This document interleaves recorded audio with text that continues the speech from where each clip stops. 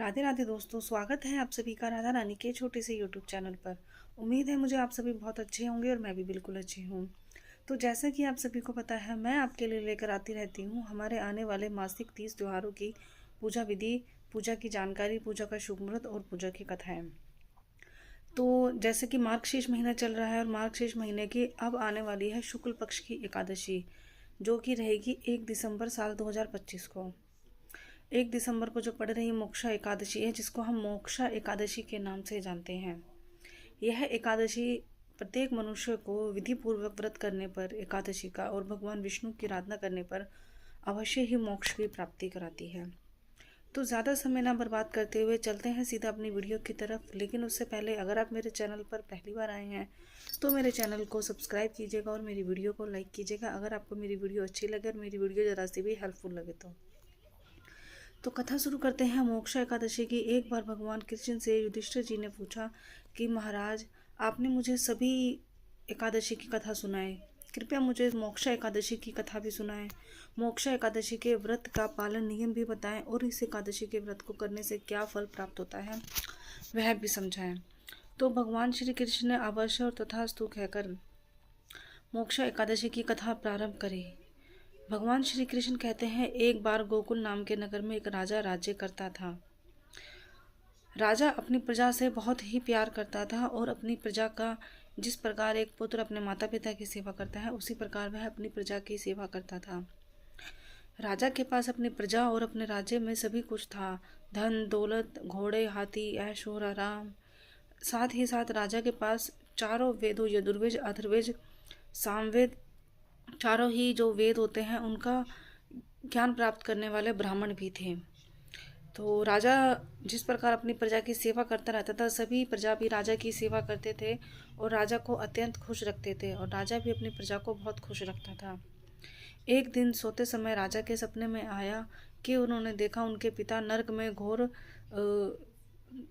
प्रदंड को झेल रहे हैं, घोर जो अपने शरीर की तड़पन होती है उसको झेल रहे हैं और अपने पुत्र से विनती कर रहे हैं कि हे पुत्र, तुम मुझे इस तड़पन से छुटाओ और मुझे नरक से निकालकर मोक्ष की प्राप्ति कराओ।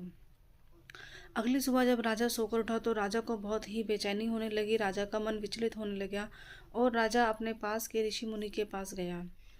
ऋषि मुनियों ने सारा हाल सुनकर राजा को बताया।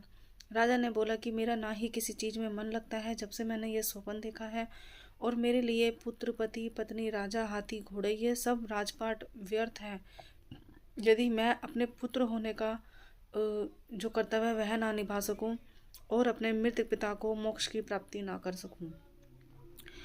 तो जो ज्ञानी ब्राह्मण थे उन्होंने राजा को बोला कि पास ही पहाड़ों पर एक आश्रम है, उस पहाड़ आश्रम में पर्वत ऋषि राम के मुनि रहते हैं, जिनको भूतकाल, वर्तमान, भविष्य काल का ज्ञान है, अनुभव है, और वह अवश्य ही तुम्हारी समस्या को हल करेंगे।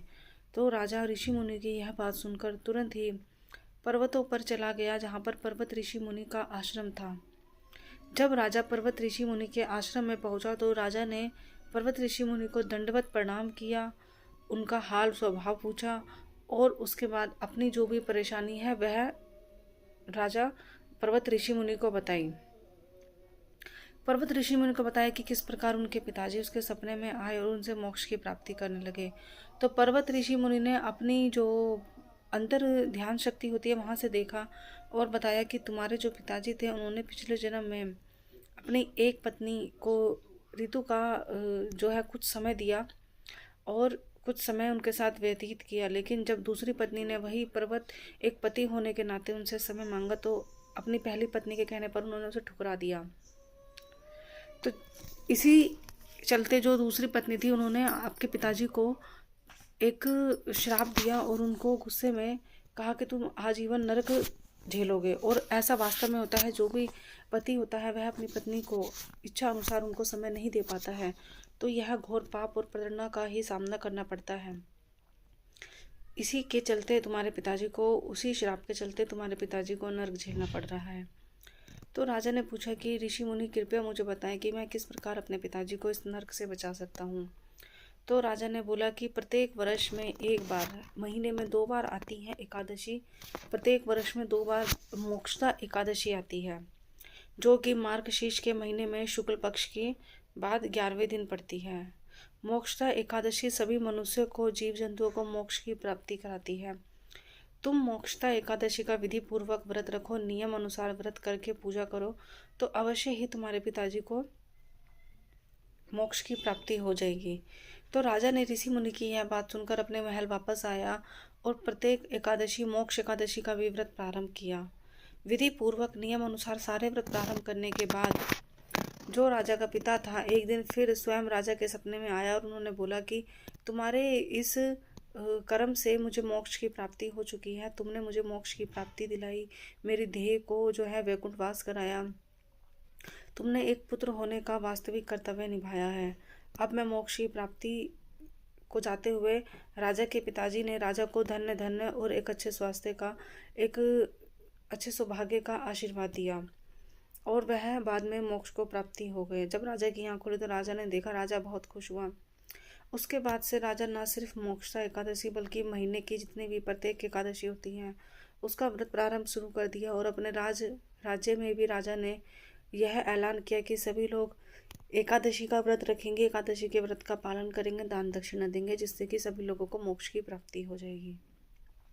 तो दोस्तों छोटी सी सरल हिंदी में हमारी ये कथा थी मोक्षदा एकादशी व्रत की, क्योंकि कोई भी व्रत पूजा पाठ जो है बिना कथा के अधूरी होती है। तो आपको प्रत्येक, अगर आप एकादशी का व्रत रखते हैं तो आपको अवश्य ही यह कथाएं सुननी चाहिए। इतना सही था मेरा कंटेंट। मोक्षदा एकादशी 1 दिसंबर को रहेगी। पूजा का शुभ मुहूर्त, पूजा की विधि, पूजा के नियम, पूजा का पालन, दान दक्षिणा कैसे करनी है, क्या करनी है, यह मैं आपके लिए बनाऊंगी दूसरी वीडियो में। तो अगर आपको मेरी वीडियो अच्छी लगे तो प्लीज़ मेरे चैनल को सब्सक्राइब कीजिएगा, मेरी वीडियो को लाइक कीजिएगा। अगली वीडियो के आने तक राधे राधे। और देखो, आप सभी के लिए मैं कुछ ना कुछ ऐसे कमेंट ज़रूर, कुछ ना कुछ ऐसे उपाय ज़रूर लेकर आती रहती हूँ जो कि रोज़मर्रा के जीवन में हमारे लिए बेहद ही लाभकारी होते हैं। तो अगली वीडियो में मैं आपके लिए एकादशी के दिन के ऐसे कुछ उपाय लेकर आऊँगी जो कि आपके लिए वास्तविक में धन के तौर पर, लक्ष्मी के तौर पर, कर्जे के तौर पर, हर तौर पर आपके लिए अच्छे ही आपको साबित होंगे। तो मेरी अगली वीडियो के लिए आपको मेरा चैनल सब्सक्राइब ज़रूर करना पड़ेगा। अगली वीडियो मेरे ध्यान से देखिएगा। चैनल सब्सक्राइब करेंगे तो आपको समय पर ही वीडियो मिल जाएगी। मिलते हैं दोस्तों अगली वीडियो में, तब तक के लिए राधे राधे।